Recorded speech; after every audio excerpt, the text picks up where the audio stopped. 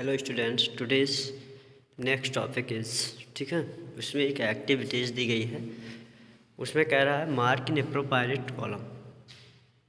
ठीक है, इस एप्रोप्रिएट कॉलम को मार्क करिए। लेदर बैग लिविंग है कि नॉन लिविंग है कि डेड है। ठीक है, इन सारों को आपको टिक करनी है। नेक्स्ट पे हम पहुंच रहे हैं करेक्टरिस्टिक्स ऑफ लिविंग थिंग्स। ठीक है, जो लिविंग थिंग्स है उन लिविंग थिंग्स की क्या क्या करेक्टरिस्टिक्स है, what is are the characteristics of living things. ठीक, तो फर्स्टली देखेंगे कि उनकी सेलुलर ऑर्गेनाइजेशन के बेस पे। ठीक है, जैसा हम जानते हैं अपनी बॉडी सेल से मिलकर बनी है, तो इसकी जो सेलुलर ऑर्गेनाइजेशन है वो सेलुलर ऑर्गेनाइजेशन कैसी है, ठीक है, जिस बेस पर हम स्टडी करेंगे। ठीक है, as the basic structural units of all buildings is brick, buildings are made up of special arrangement of bricks.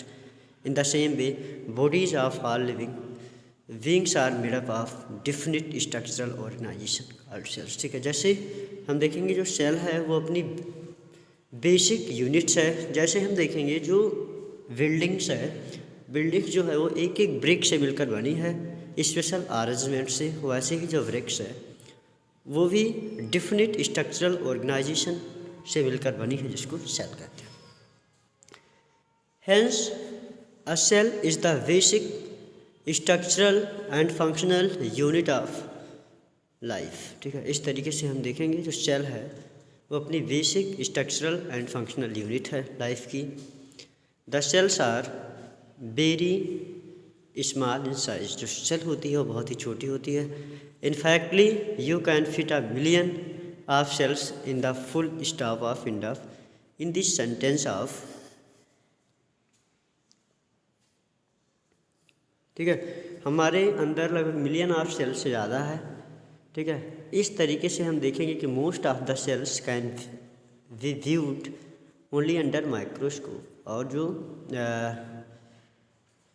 Sales है उसको हम माइक्रोस्कोप के अंदर ही देख सकते हैं।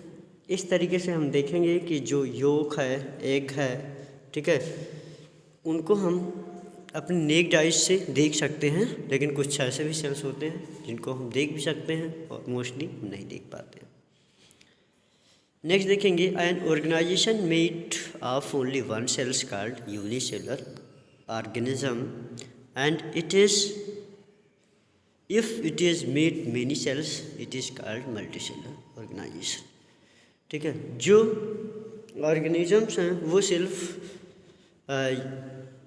एक सेल से मिलकर बने होते हैं, उनको हम यूनिसेलुलर ऑर्गेनाइजेशन कहते हैं। जबकि ऐसे भी सेल्स होते हैं जो बहुत सारे सेल से मिलकर बने होते हैं, उनको मल्टी सेलुलर ऑर्गेनाइजेशन कहते हैं। बैक्टीरिया जो होती है, अमीबा, यूग्लिना, वायरस, ये सब यूनिसेलुलर हैं। जबकि दूसरे हैंड देखेंगे human beings, mango tree, elephants, ये सब मल्टी सेलुलर। ठीक, नेक्स्ट देखेंगे जो ग्रुप ऑफ सेल्स है वो परफॉर्म करती है पर्टिकुलर फंक्शंस के बेस पर, जिनको हम टिश्यूज़ कहते हैं। जब टिश्यू के बहुत सारे ग्रुप्स इकट्ठे होते हैं, tissues arrangement in groups, then form organ, and जब ऑर्गन मिल जाते हैं तो ऑर्गन सिस्टम बनती है। ये होती है मानव की जो मैन्युफैक्चरिंग यूनिट्स है। वो पहले सेल से क्या बनेगा, टिश्यू। ठीक है, सेल्स है structural functional unit of life है। उसके बाद जब बहुत सारे सिमिलर टाइप ऑफ सेल्स आपस में मिल जाते हैं तो उनको हम टिश्यू कहते हैं। जब सिमिलर टाइप ऑफ टिश्यू मिलकर के किसी ऑर्गन का फॉर्मेशंस करते हैं तो उसको ऑर्गन कहते हैं। जब बहुत सारी ऑर्गन सिस्टम मिलती है तो बॉडी बन जाता है। ठीक, तो इस तरीके से हमारी जो ऑर्गेनाइजेशंस होती है वो कंप्लीट होती है। ठीक है, तो हमने देखा कि सेलुलर ऑर्गेनाइजेशन में देखा अपनी जो बॉडी है वो बहुत सारी, जिस तरीके से कोई बिल्डिंग ब्रिक से मिलकर बनी है वैसे ही अपनी बॉडी भी